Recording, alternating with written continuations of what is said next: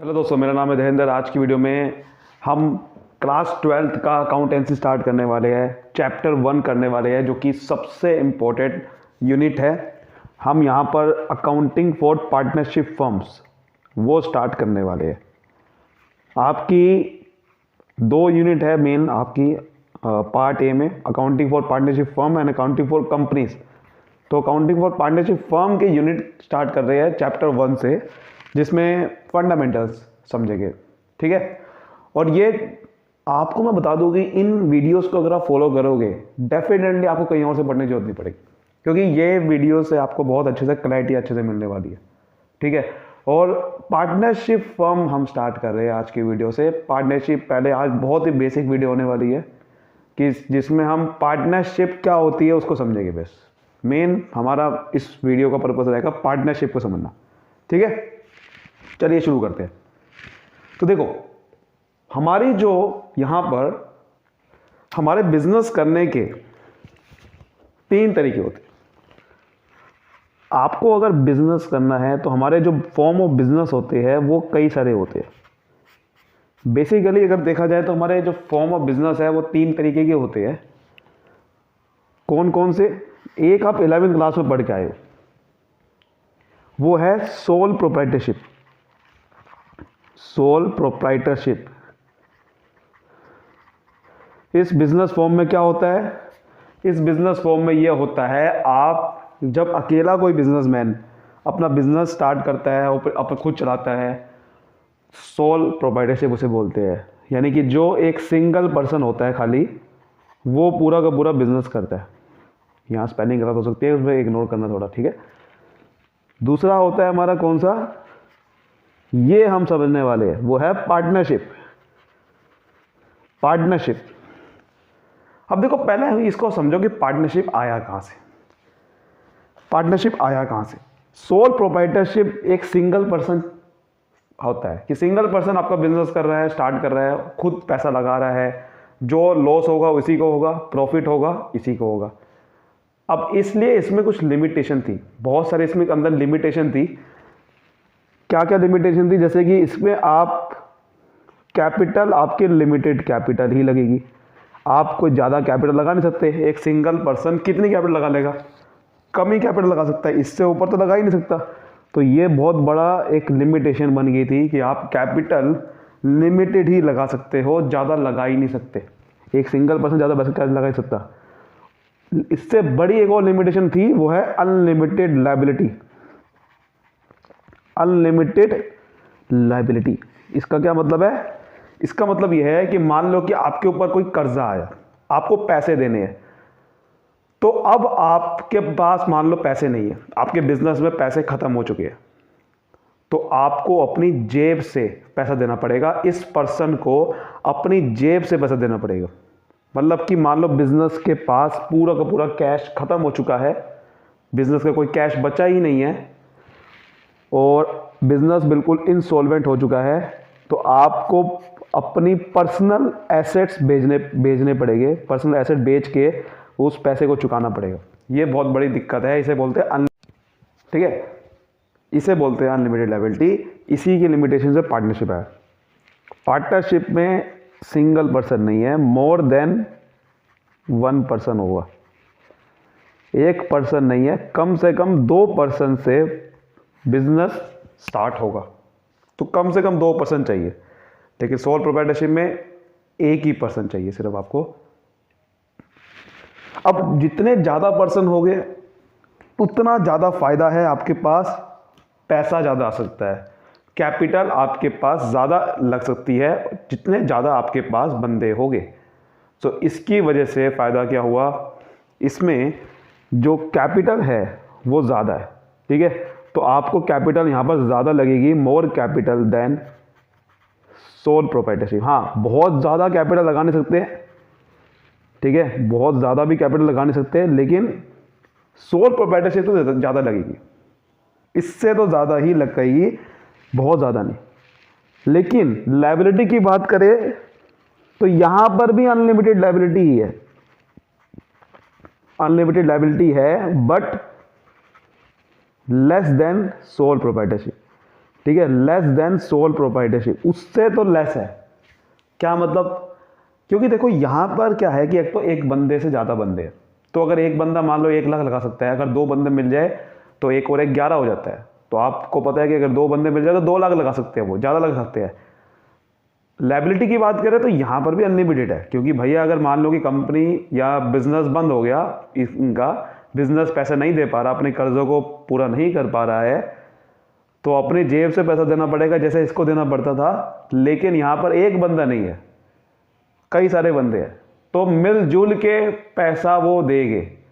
मान लो कि अगर 1 लाख रुपए देना है किसी कर्जदार को, तो यहाँ तो एक अकेले बंदे को देना पड़ेगा, बट यहाँ पर एक से ज़्यादा बंदे हैं, तो सबको मिलजुल के लगेगा। इसलिए अनलिमिटेड लायबिलिटी यहाँ पर भी है, बट उससे तो कम है, क्योंकि यहाँ लायबिलिटी डिस्ट्रीब्यूट हो जाएगी। ठीक है, तो ये पार्टनरशिप है। लेकिन अभी एक तीसरा बिजनेस, तीसरा भी कुछ समझ लेते हैं, क्योंकि तीसरा देखो क्या होता है। तीसरा कंपनी होता है।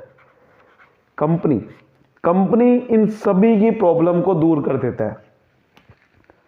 कंपनी में एक से ज़्यादा पर्सन होते हैं, जैसे कि पार्टनरशिप में, ठीक है, इसमें आप कह सकते हो लार्ज नंबर ऑफ पर्सन होते हैं, यानी कि एक से ज़्यादा पर्सन नहीं, जितने मर्जी बहुत सारे पर्सन बन सकते हैं। यहाँ तो लिमिट बहुत कम है, लिमिट ही नहीं है। ठीक है, होती है लिमिट, वैसे वो मैं आपको आगे बताऊंगा जैसे जैसे हम पढ़ेंगे। लिमिट होती है, बट कुछ कंपनीज में होती है सिर्फ।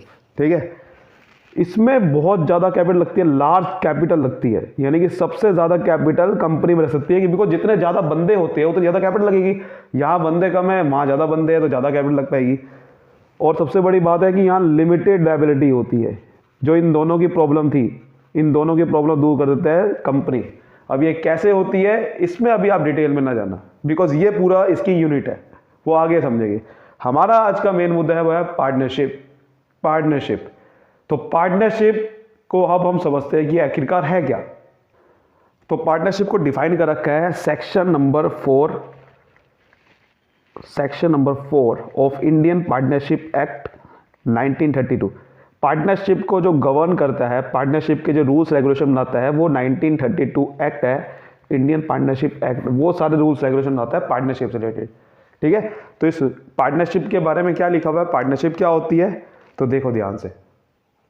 तो देखो क्या लिखा हुआ है यहाँ पर, it is a relation between persons who have agreed to share profits and losses of a business. Partnership क्या होती है कि जब एक से ज़्यादा बंदे के बीच, पर्सन्स लिखा हुआ है ना, तो एक से ज़्यादा बंदे हो गए, उन सब बंदों के बीच में ऐसा रिलेशनशिप, यानी कि वो एग्री करते हैं। ये लाइन ध्यान समझना, एक एक लाइन का कैरेक्टरिस्टिक निकलेगा। एग्री हो गया, इसका मतलब यहाँ पर एग्रीमेंट आएगा, यानी कि कोई ना कोई एक समझौता, एक एग्रीमेंट होना चाहिए, चाहे वो ओरल हो चाहे रिटर्न हो। रिटर्न ज़्यादा अच्छा होता है। मान लो कि हमने लिख के एक पेपर पे साइन करवा लिया कि देखो हम पार्टनरशिप करने वाले हैं, जो भी हम प्रॉफिट कमाएंगे उसमें से आपका इतना हिस्सा होगा, मेरा इतना हिस्सा होगा, दैट इज पार्टनरशिप। तो एग्रीमेंट या तो ओरल हो सकता है या रिटर्न। अब आपको भी पता है कि रिटर्न एग्रीमेंट की ज़्यादा वैलिडिटी होती है, क्योंकि वो लिखित में होता है तो सबूत होता है अच्छे से, ओरल में सबूत नहीं होता। तो इसलिए एग्रीमेंट होना चाहिए। शेयरिंग ऑफ प्रॉफिट, यानी कि प्रॉफिट और लॉस को बांटना, वो होना चाहिए, तभी तो पार्टनरशिप है। वरना किस बात की पार्टनरशिप, हम बिजनेस कर रहे हैं लेकिन सारा प्रॉफिट एक बंदे को जाएगा, तो वो पार्टनरशिप नहीं कहते उसे, फिर उसे एक ओनरशिप भी कहेगा, सोल प्रोप्राइटरशिप भी कहेगा उसे फिर। तो बिजनेस में प्रॉफिट और लॉसेस शेयर होना चाहिए। ठीक है, ये इंपॉर्टेंट बहुत लाइन है, carrying on by all or any of them acting for all, यानी कि या तो उसमें से एक सारे बंदे एक्ट कर रहे हैं बिजनेस में, यानी कि बिजनेस में सारे बंदे काम कर रहे हैं, या फिर एक बंदा, और any of them acting for all, यानी कि या तो एक बंदा किसी के लिए, सारे सबके लिए काम कर रहा है, या सब बंदे एक के लिए काम कर रहे हैं। इसको अब ध्यान से समझना, इसको क्या बोलते हैं, इसको ही बोलते हैं म्यूचुअल एजेंसी रिलेशनशिप। इसको बोलते हैं म्यूचुअल एजेंसी रिलेशनशिप। यानी कि देखो, पार्टनरशिप में जो बंदे होते हैं जो बिजनेस करने के लिए आते हैं उसे बोलते हैं पार्टनर्स। क्या बोलते हैं, पार्टनर।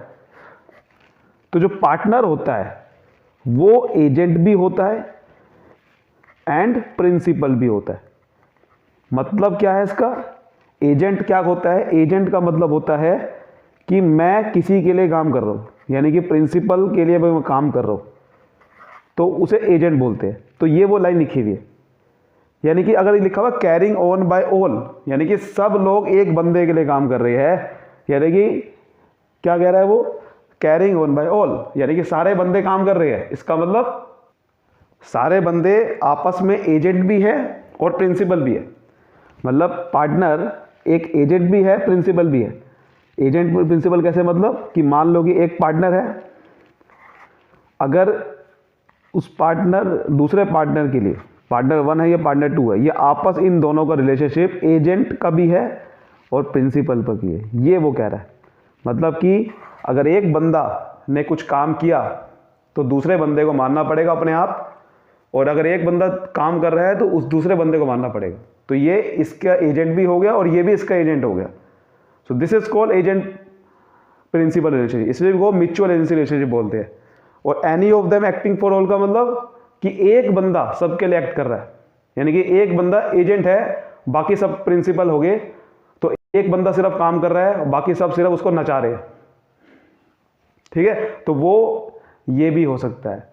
तो पार्टनरशिप में ये सबसे, अगर आपको पहचानना है, ये क्वेश्चन भी बनता है इसका कि कंक्लूसिव एविडेंस क्या है, कि अगर कोई बिजनेस को पहचानना है कि वो पार्टनरशिप है या नहीं है, तो वो ये कंक्लूसिव एविडेंस होता है कि अगर किसी बिजनेस में शेयरिंग ऑफ प्रॉफिट हो रहा है, प्रॉफिट बांटा जा रहा है, हो सकता है बिजनेस भी, एग्रीमेंट भी है, लेकिन अगर ये रिलेशनशिप नहीं है, मान लो कि मैं एक को ओनरशिप कर रहा हूँ, मतलब मैं हमने क्या करा, एक प्रॉपर्टी बेचनी थी और हमने आपस में साथ में एक मिलके, दो बंदों ने मिलके कहा चलो ऐसा करते हैं हम दोनों ना प्रॉपर्टी बेचेंगे 1 लाख रुपए की, उसमें से जो हिस्सा होगा आधा आधा बांट लेंगे, इक्वल शेयर कर लेंगे। तो दिस इज नॉट पार्टनरशिप। क्यों? क्योंकि इसके अंदर कहीं पे भी म्यूचुअल रिलेशनशिप नहीं है, ये तो को ओनरशिप होगी, मतलब कि एक ओनरशिप हमने बांट ली, दिस इज पार्टनरशिप नहीं। पार्टनरशिप का मतलब कि अगर किसी को एक को नुकसान होगा तो दूसरे को भी झेलना पड़ेगा। अगर मैं किसी बिजनेस में कर्ज को पैसा दे रहा हूँ, किसी को लायबिलिटी में पे कर रहा हूँ, तो अपने आप इसके ऊपर लायबिलिटी हट गई, वो ये होता है पार्टनरशिप। ये नहीं कि मैंने अगर किसी को लायबिलिटी पे करी और कल को वो दूसरा बंदा इसको भी पकड़ रहा है, ऐसा ना हो। तो एक बंदा सबके लिए भी एक्ट कर सकता है और सब बंदे एक बंदे के लिए भी एक्ट कर सकते हैं, इसी को पार्टनरशिप बोलते हैं। म्यूचुअल रिलेशनशिप होना चाहिए। अब देखो मैं बुक में आपको बताता हूँ। तो जैसे कि हमने अभी समझा पार्टनरशिप क्या होती है, वही देखो डेफिनेशन यहाँ लिखी हुई है। Partnership is a relation between person who have agreed to share profit and losses of a business carrying on by all or any of them acting for all, ठीक है। जो पार्टनरशिप में आता है उसे पार्टनर्स बोलते हैं, जो एक दूसरे अपने इंडिविजुअली आता है, और सबको एक साथ मिला के फर्म बोलते हैं, ठीक है। अलग अलग बंदों को पार्टनर्स बोलते हैं, लेकिन सभी बंदों को पार्टनर्स को एक साथ बोलूँ कलेक्टिवली तो फर्म बोलेंगे। फर्म का मतलब सभी पार्टनर्स आ गए उसमें। और जो नेम होता है, जिस नेम पे हम बिजनेस कर रहे होते हैं उसे फर्म नेम बोलते हैं, ठीक है। पार्टनरशिप का नेचर की बात करें तो सेपरेट बिजनेस एंटिटी पे होता है, जैसे कि आपको पता है अकाउंटिंग भी अब सेपरेट बिजनेस एंटिटी से करते हो, यानी कि फर्म के हिसाब से हम अकाउंटिंग करेंगे। सेपरेट लीगल एंटिटी नहीं है, लेकिन लीगल एंटिटी का मतलब ये है कि अगर वही प्राइवेट एसेट्स पार्टनर्स के बेचने पड़ेंगे, अगर कोई आपको लायबिलिटी फर्म यानी कि पैसा नहीं है अगर फर्म के पास, तो प्राइवेट एसेट बेचने पड़ेंगे। लेकिन अगर आपको आगे जाके समझ में आएगा, कंपनी सेपरेट लीगल एंटिटी होती है, यानी कि उसमें अगर कंपनी बैंक करप्ट भी हो गई तो उसके मेंबर्स को अपने एसेट बेचने नहीं पड़ेंगे, वो आपको आगे समझ में आएगा। फिलहाल आपको इतने समझना है। तो मैंने जैसे बताया एसोसिएशन ऑफ 2 और मोर पर्सन, कम से कम 1 से ज़्यादा पर्सन, 2 से ज़्यादा पर्सन होने चाहिए, कम से कम 2 और 2 से ज़्यादा भी हो सकते हैं। इंडियन कॉन्ट्रैक्ट एक्ट में ये भी कह रखा है कि सभी पर्सन पार्टनर बन सकते हैं, लेकिन वो पर्सन माइनर नहीं होना चाहिए, यानी कि 18 साल से कम नहीं होना चाहिए, अनसाउंड माइंड, सन की दिमाग का नहीं होना चाहिए, डिस्क्वालीफाइड नहीं होना चाहिए लॉ से, ठीक है। अब ये भी बता रखा है कि कितने मैक्सिमम नंबर ऑफ पार्टनर्स हो सकते हैं, ये भी आपके दिमाग क्वेश्चन आता होगा ना कि कितने मैक्सिमम नंबर पार्टनर्स होते हैं। तो देखो लिखा हुआ है कि अकॉर्डिंग टू सेक्शन 464 में नंबर ऑफ पार्टनर मैक्सिमम 50 हो सकते हैं, 50 मैक्सिमम हो सकते हैं, लेकिन कंपनी एक्ट 2013 में बता रखा है मैक्सिमम नंबर पार्टनर 100 भी हो सकते हैं, तो 100 हो सकते हैं मैक्सिमम, ठीक है। तो देखो एग्रीमेंट की बात करूं, एग्रीमेंट होना चाहिए, जैसे मैंने को बताया ओरल भी हो सकता है, रिटर्न भी हो सकता है, ठीक है। फिर बिजनेस की बात करी तो बिजनेस लीगल बिजनेस होना चाहिए, लीगल यानी कि कोई इलीगल बिजनेस कर रहे हो तो वो पार्टनरशिप नहीं मानी जाएगी। प्रॉफिट शेयरिंग होनी चाहिए, है ना। बिजनेस देखो वही लिखा गया ना, बिजनेस कैरिंग बाय ऑल और एक्टिंग फॉर, इसका मतलब वही है कि पार्टनर्स एजेंट्स भी होते हैं और प्रिंसिपल्स भी होते हैं, यानी कि पार्टनर एक के लिए दूसरे के लिए भी काम कर सकता है और दूसरा पार्टनर किसी को काम दे भी सकता है। इसे बोलते हैं एजेंट और प्रिंसिपल रिलेशनशिप। तो एजेंट की तरह वो क्या करता है कि सभी पार्टनर को रिप्रेजेंट कर सकता है, यानी कि वो अपने दूसरे उसको बाउंड कर सकते हैं उसके एक्ट से। प्रिंसिपल का मतलब क्या है, he is bound by the act of other partner, यानी कि अगर कोई दूसरा पार्टनर कुछ काम कर रहा है तो उसको मानना पड़ेगा। एजेंट में अगर कोई काम कर रहा है तो बाकी पार्टनर्स को मानना पड़ेगा। समझ आ गया बात ना, ये ऐसे होता है एजेंट प्रिंसिपल। बाकी राइट्स इतने इंपॉर्टेंट नहीं है, इसको अभी रहने दो, क्योंकि हम इसमें डिटेल में आप जाओगे तो अभी आपको समझ नहीं आएगा। ठीक है, फिलहाल आज की वीडियो के लिए इतना ही। उम्मीद करता हूँ जो मेन कॉन्सेप्ट था पार्टनरशिप वो आपको समझ में आया होगा। तो वीडियो को लाइक करिए, सब्सक्राइब करिए। Thank you so much, all the best.